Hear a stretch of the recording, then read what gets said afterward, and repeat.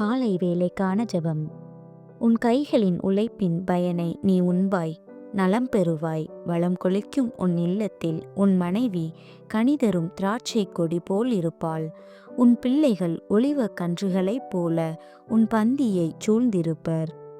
திருப்பாடல் அதிகாரம் 128, இறை திருவசனங்கள் 2 முதல் 3 வரை.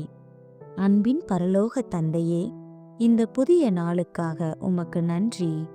உம்முடைய அளவற்ற கிருபையால் எங்களை இது நாள் வரை பாதுகாத்து வருவதற்காக உமக்கு நன்றி செலுத்துகிறோம்.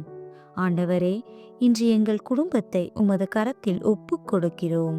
எங்கள் இல்லத்தில் அன்பும் அமைதியும் ஒற்றுமையும் நிலைத்திருக்கச் செய்தருளும். தேவையற்ற வாக்குவாதங்களோ மனக்கசப்புகளோ எங்களை அணுகாதவாறு காத்தருளும். எங்கள் உடல் நலத்தை ஆசீர்வதியும்.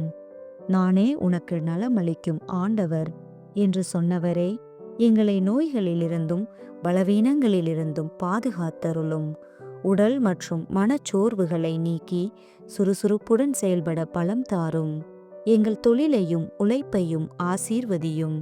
உன் கைகளின் வினையை உறுதிப்படுத்தும் என்ற வார்த்தையின்படி இன்று நாங்கள் செய்யும் ஒவ்வொரு செயலிலும் வெற்றியை கட்டளையிடும். எங்கள் உழைப்புக்கு ஏற்ற பலனை தாரும்.